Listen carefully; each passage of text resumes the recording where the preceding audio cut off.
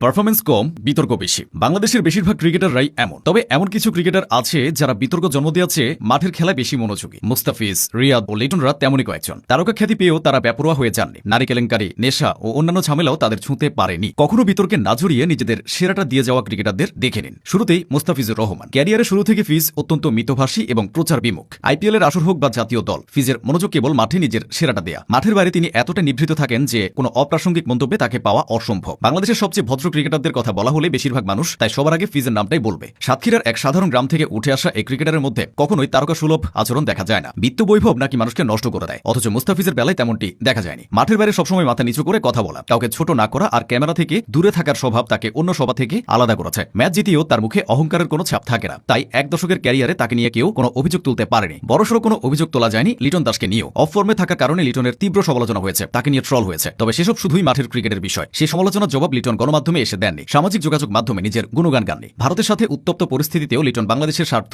আগে দেখেছেন। এছাড়া ব্যাট হাতে ভারতকে পেলে তো তার জ্বলে ওঠার স্বভাব। লিটন সবসময় মাঠের ক্রিকেটে বেশি ফোকাসড থেকেছেন। ব্যাটিংয়ে চাপ হচ্ছে দেখে তিনি ক্যাপ্টেন্সি ছেড়ে দিয়েছেন, এমন নজিরও আছে। অর্থাৎ তিনি সবসময় নির্ভর থাকতে চেয়েছেন, নিজের আসল কাজ থেকে সরে যাননি। এমনকি লিটন তার ব্যক্তিগত জীবনকে ক্রিকেট থেকে সম্পূর্ণ আলাদা রাখতে জানেন। তানজিম হাসান সাকিবের কথাটা বলা হয়নি। বল হাতে গতি, শরীরী ভাষায় আগ্রাসন, মাঠে প্রতিপক্ষকে চাপে ফেলতে তানজিম সবকিছুই করেন। কিন্তু মাঠের বাইরে ঠিক উল্টো ছবি। বাস্তব জীবনে তিনি খুবই ভদ্র, নম্র আর পরিমিত ভাষী। তানজিম কখনো অহংকার করেন না, মিডিয়ার সামনে বিনয়ের সাথে কথা বলেন আর ড্রেসিং রুমেও সবসময় বন্ধুসুলভ আচরণ করেন। মাঠে আগ্রাসী আর মাঠের বাইরে বিনয়, এই দুই রূপ তাকে ব্যাখ্যা করতে যথেষ্ট। যেখানে অনেক তরুণ ক্রিকেটাররা এখন দ্রুত বদলে যায়, সেখানে তানজিম নিজের শেকড় ভুলে যাননি। তিনি প্রমাণ করেছেন আগ্রাসী মানেই অহংকারী নয়, তাই তাকে নিয়েও তেমন বিতর্ক সৃষ্টি হয় না। তরুণ রিশাদ হোসেনের মাঝেও দেখা যায় এক অদ্ভুত পরিপক্কতা। মাঠের ক্রিকেটে রিশাদ এতটাই মনোযোগী যে মাঠের বাইরে কোনো বিতর্ক তাকে স্পর্শ করতে পারে না। রিশাদকে কোনো সস্তা জনপ্রিয়তার পেছনে দৌড়াতে দেখা যায় না। তার সমস্ত শক্তি ও চিন্তা ব্যয় হয় 22 গজের লড়াই নিজেকে প্রমাণের চেষ্টায়। এই অসাধারণ গুণের যথাযথ মর্যাদাও তিনি পাচ্ছেন। একটা সময় রিশাদকে বিপিএল এর বেঞ্চে বসিয়ে রাখা হতো, অথচ সেই রিশাদ এখন বিপিএল কে পাত্তা না দিয়ে অস্ট্রেলিয়ার বিগ ব্যাশ লিগে খেলে বেড়ান। এর আগে পাকিস্তান সুপার লিগ তথা পিএসএলেও তাকে দেখা গেছে। বাংলাদেশ রিশাদের ঠিকঠাক কদর করতে না জানলেও বিশ্ব ক্রিকেট জেনেছে। কিংবদন্তি রিকি পন্টিং রিশাদের বোলিং দেখে মুগ্ধ হন। ছোট ক্যারিয়ারে ফ্র্যাঞ্চাইজি লিগে অনেকগুলো দলে খেলার অভিজ্ঞতা হয়েছে রিশাদের। রিশাদ হোসেনকে বর্তমানে ফ্র্যাঞ্চাইজি লিগগুলোতে যেভাবে মূল্যায়ন করা হচ্ছে তা বাংলাদেশের কোনো স্পিনারদের ক্ষেত্রে বিরল। এটা শুধু সম্ভব হয়েছে তার মাঠের ক্রিকেটে একাগ্রতা ও নিজের উন্নতিতে মনোযোগী হওয়ার কারণে। ক্রিকেটারদের জন্য দিন শেষে মাঠের পারফরমেন্সই আসল পরিচয়, আর সেই পরিচয়ে এই ক্রিকেটাররা ভীষণ উজ্জ্বল।